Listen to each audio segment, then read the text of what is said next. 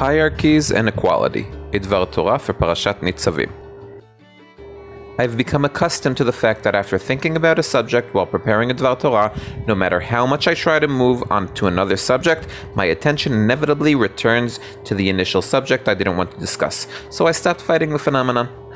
Today's topic interested many revolutionaries prior to the rebellion, and often stopped interesting them after becoming the new masters. Yes, today we will deal with the issue of hierarchies and equality. At the beginning of this week's Parasha, Moshe stands before the Israeli people and has them take an oath to keep the covenant between them and God. Who's present at the ceremony? Everyone. Rasheichem, Shivteichem, Zikneichem, Veshotreichem, Kol Ish Yisrael, Tapchem, Nesheichem, Vegerchashev, Bekerev Machanecha, Mechotev Etzecha, Ad Shoev Meimecha. From the heads of the tribes till those chopping wood and filling water, or in the words of Google Translate, water vacuums.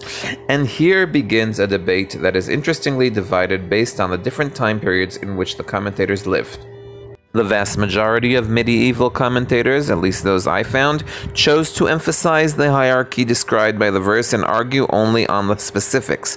For example, Rashi and Ibn Ezra interpret the words Rasheichem Shiftechem as referring to the same group, that is, the heads of the tribes. Ramban claims that this is a form of Klal Uprat, when the details of Rasheichem are your elders and officers, and Shiftechem are all the people of Israel, and Rabbi Ovadia Sforno claims that the word Shiftechem is synonymous with Rasheichem, because the leaders hold something called Shevet HaMoshlim, a kind of stick or whip with which they can enforce judgment, but they all agree with Rashi that the focus here is the order of importance.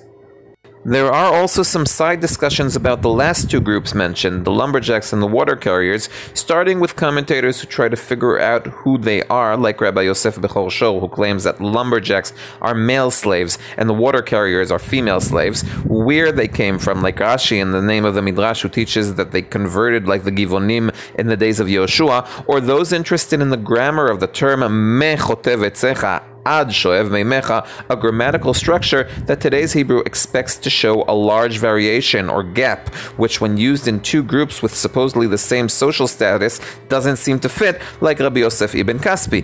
But they too do not argue with the hierarchical viewpoint underlying the discussion. On the other hand, with commentators who lived before and after the Middle Ages, the focus seems to be a little different.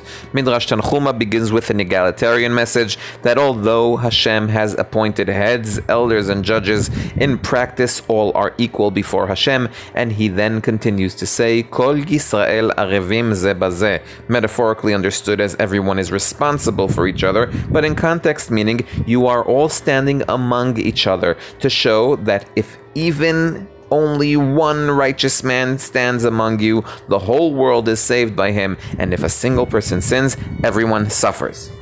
A similar approach is taken by some of the later traditional commentators, most notably Rabbi Shimshon Raphael Hirsch. He begins with the meaning of the words Rasheichem Shivtechem and explains, like Rashi, that these are the heads of the tribes and not two groups. This is why there's no connecting Vav and Ve between the two words, but his emphasis is on the fact that the heads of the tribes are actually an expression of the people of the tribes. They have no meaning without the people they represent.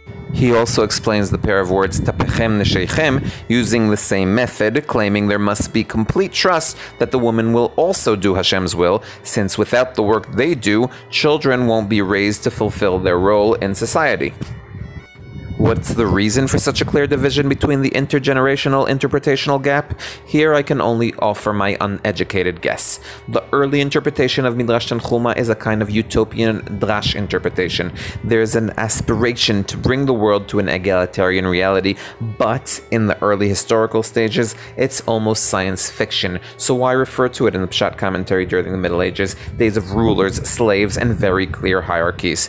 Rashar Hirsch, on the other hand, who lived during the Emancipation period and even worked to promote it, realized that egalitarian values are not a distant dream, but applicable ideas. And although I doubt he'd embrace all the values claiming to be egalitarian today, like he fought the Reform movement, he still saw the basic value of equality and realized that they require serious and respectful treatment. And what do I think about hierarchies and equality? It really doesn't matter.